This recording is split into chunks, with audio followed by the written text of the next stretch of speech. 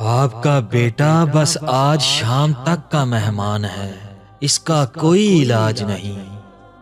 Doctor کے یہ الفاظ سن کر مولانا رو پڑے، اپنے بیٹے کو گھر لے آئے۔ گھر میں کھڑے اپنے بیٹے کی تیمارداری کر رہے تھے کہ دروازے پر دستک ہوئی۔ مولانا دروازے پر گئے، باہر ایک بوڑھے شخص کو کھڑے پایا۔ حضرت جی نے سلام و دعا کے بعد پوچھا، بابا جی خیریت سے آئے ہو؟ وہ کہنے لگا، خیریت سے کہاں آیا ہوں، ہمارے علاقے میں ایک قادیانی مبلغ آیا ہوا ہے، وہ لوگوں کو گمراہ کر رہا ہے، پوری امت گمراہ ہو رہی ہے اور آپ گھر میں کھڑے ہیں۔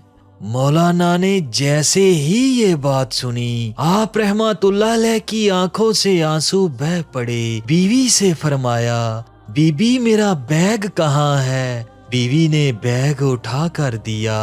آپ رحمت اللہ علیہ بیگ ہاتھ میں پکڑے گھر سے روانہ ہونے لگے۔ بیوی نے دامن پکڑ لیا اور کہنے لگی، مولانا آخری لمحات میں اپنے نوجوان بیٹے کو اس حالت میں چھوڑ کر جا رہے ہو؟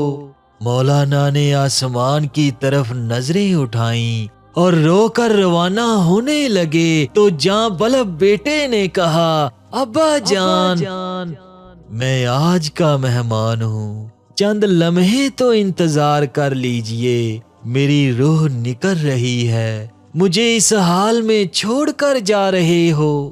مولانا نے اپنے نوجوان بیٹے کو بوسہ دیا اور رونے لگے اور فرمایا، اے بیٹے، بات یہ ہے کہ میں محمد صلی اللہ علیہ وآلہ وسلم کے دین کی خاطر جا رہا ہوں۔ کل قیامت کے دن حوض کوثر پر میری اور تمہاری ملاقات ہو جائے گی۔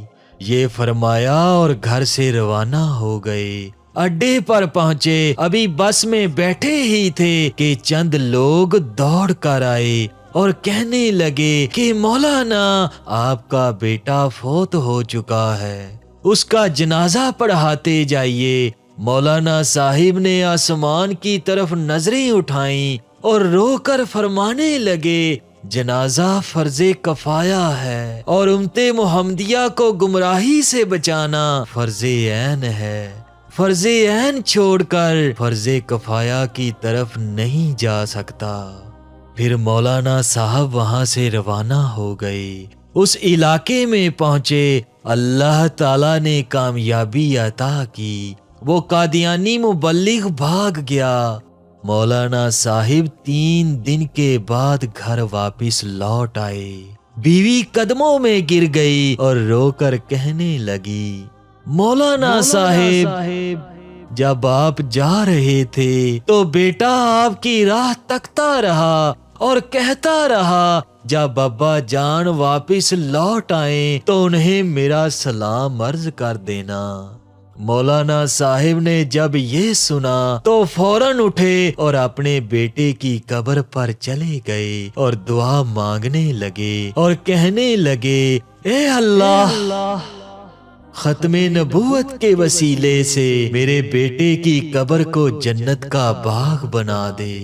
اس کے بعد مولانا صاحب دعا مانگ کر گھر واپس لوٹ آئے۔ جب رات ہوئی تو بیٹے کو خواب میں دیکھا، بیٹا آپ رحمت اللہ علیہ سے کہہ رہا ہے، اے ابا جان، کہ محمد صلی اللہ علیہ وآلہ وسلم کی قسم، ختم نبوت کے وسیلے سے اللہ تعالیٰ نے میری قبر کو جنت کا باغ بنا دیا ہے۔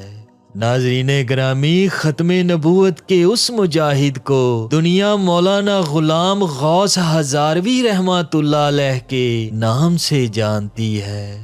اللہ تعالیٰ ان پر اپنی ہزارہ رحمتیں اور اپنا کروڑہ فضل فرمائے، اور ہم سب گنہگاروں کو اللہ تعالیٰ اپنے نیک بندوں کی محافل میں بیٹھنا نصیب فرمائے اور ان کے فیوز و برکات سے مستفید فرمائے۔